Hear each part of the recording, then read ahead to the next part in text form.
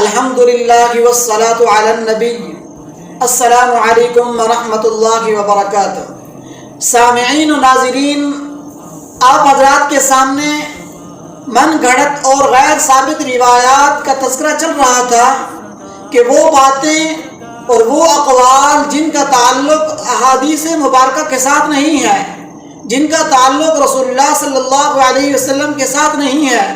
جن کا ثبوت رسول اللہ صلی اللہ علیہ وسلم کی ذخیرہ احادیث میں سے نہیں ملتا، جن کی کوئی دلیل صحابہ اکرام رضوان اللہ علیہم اجمعین سے نہیں ملتی، ان باتوں کا تعلق اور ان کی نسبت کو رسول اللہ صلی اللہ علیہ وسلم کے ساتھ جوڑا جاتا ہے، حالانکہ وہ احادیث نہیں ہوتی۔ اور یہ بیان کرنے والا تو سمجھتا ہے کہ شاید اس بیان کرنے کی وجہ سے اور ایسی باتوں کو پھیلانے کی وجہ سے